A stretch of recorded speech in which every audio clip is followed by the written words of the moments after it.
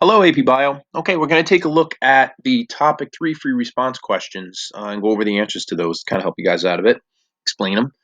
So the first question talks about electrons from the oxidation of glucose and other nutrients from glycolysis and Krebs cycle are added to the electron carrying compound NAD to form NADH, right? So we form NADA. And we know that to meet the continuous requirement for NAD by cells, NADA gets reduced back to NAD and it cycles back again and picks up some more. Okay, so we kind of know that this is what goes on so that we can bring NADH and also FADH2 to the electron transport chain so they can donate their hydrogens. Okay, so then they said, they give us this situation here with this gene called MTND5.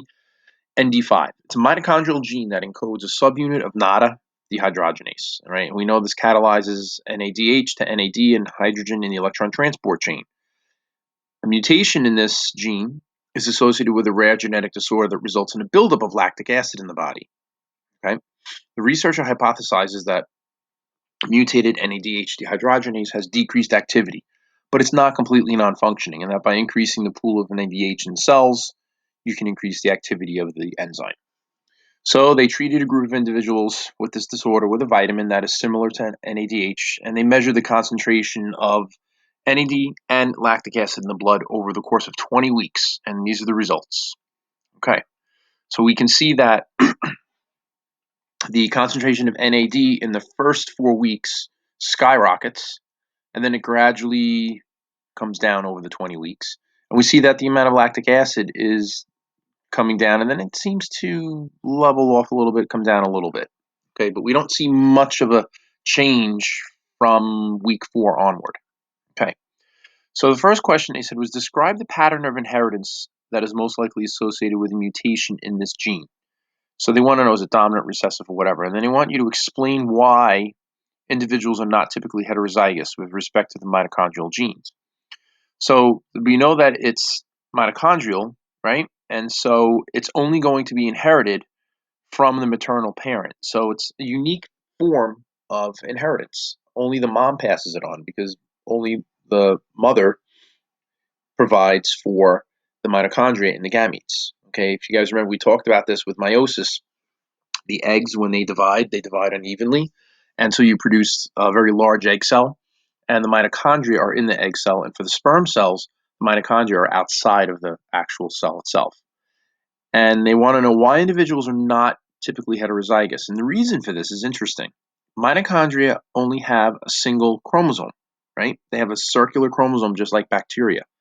So it's a gene that's on the mitochondria, okay? And mitochondria only have one chromosome, so you can't be heterozygous. Either you have the mutation or you don't. Okay, so then it says here, letter B, identify a dependent variable measured in this experiment, right? So remember, the dependent is what we are measuring, okay? And they want to know what's a control that you could use to improve the validity of this. And then finally, justify the researcher analyzing blood samples at many intermediate time points instead of only at the beginning and the end. Okay, those are some pretty basic questions. So we know that we're measuring one of these things. We're measuring lactic acid in the blood. We're measuring NAD. A great control would be to measure the levels in a group of other affected individuals treated with a placebo. So we only saw what happened with the individuals with the vitamin, but we don't know what it looks like without the vitamin. So that would be a really important piece to have to this experiment. So then we can compare and say, oh, look, here are some individuals without any type of treatment versus individuals with a treatment. Okay, and analyzing them at many intermediate points gives you more data, right? And so it gives you the ability to see more accurate trend. Okay.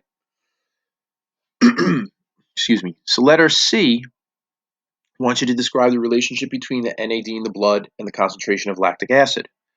So it's pretty interesting to see that as the amount of NAD went up, the level of lactic acid decreased. Okay, and they wanted to know what happened during the first 5 weeks with the vitamin, and then they want you to calculate the rate of change in the blood NAD concentrations from week 5 to 17. So the concentration increased for NAD increased and the concentration of lactic acid decreased. We saw an indirect relationship there. Okay, and then they wanted you to calculate the rate of change. So you had to look at your graph, okay, and they came up with 20 micromoles per week based on the calculation of 60 minus 300, your change in y over your change in x. So let's just take a look at this real quickly and see. Okay, and again, they wanted us to talk about the change in NAD. So we started out at 300 at week 5, and at week 17 we ended off, it looks like 50 or 60, right? And so we saw that change there. So it's obviously it's a negative change. So so if you do 300 minus 50, and this is going to be 17 minus 5, that gives you your rate. Okay, and there you go. Or 60 is what they had. So approximate ranges, that's good. If you do 300 minus 60, 300 minus 50, that's fine. And that's your rate. And then they did a follow-up experiment to measure the rate of oxygen consumption by muscle and brain cells. So they want to know what would be the effect of the mutation on the rate of oxygen consumption in muscle and brain cells. Very interesting. So if you're not able to break down NADH into NAD, think about how that affects the use of oxygen in the electron transport chain. Okay, and then you have to justify it.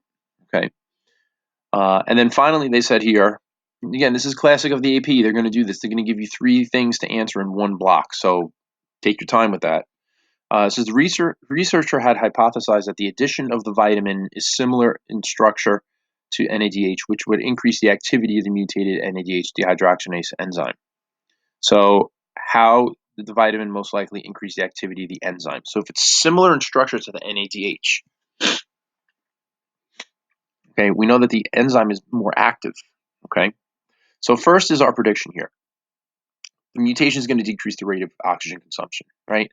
There's less NADA bringing hydrogens. We have fewer electrons being transported in the electron transport chain. So with fewer electrons being transported, there's less use of oxygen, okay? And that should be the justification, okay? It inhibits the rate of oxygen consumption because the electron transport chain is less efficient. Yep. And then we had to explain how the vitamin most likely increased the activity of the enzyme. Okay. The enzyme had decreased activity, but it still functioned. So if you put the amount of substrate in there, it should increase the amount of product produced. So because it was similar enough to NADA, right, it could bind to the active site of the enzyme and it could effectively increase the substrate concentration. So you were still able to see a reaction going on. Okay, the vitamin that they gave and the NADH, they're 2 similar molecules to each other. So that enzyme can't tell the difference between the 2 of them because chemically they're very similar. And so you're going to see an increase in the rate of the reaction. Okay? All right, so that's it for that first question. This is one of the newer questions from the AP exam. So you can kind of see where they cover a lot of ground in the questions. And again, you may see questions that are even longer than this on the AP test. We had a good video conference last night. Do not be panicked by very long questions. They want to fill the time. They want to make sure that everyone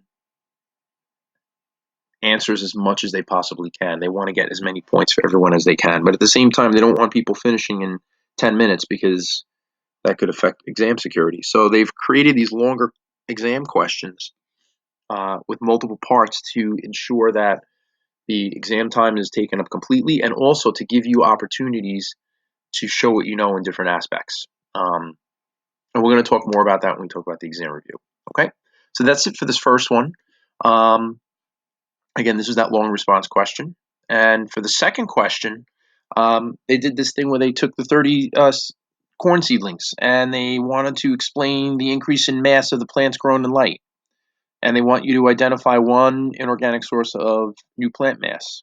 Okay, so plants carrying out photosynthesis. So where can they get new mass from? Well, they can get new mass from carbon dioxide and also from water. Okay, because remember, they're taking in water and CO2, and that's being combined to form carbohydrates. So the mass of the plant is increasing because they're producing carbohydrates for themselves, which can then be used to make other components. Okay, they can also use this so they have energy to grow and run other metabolic activities.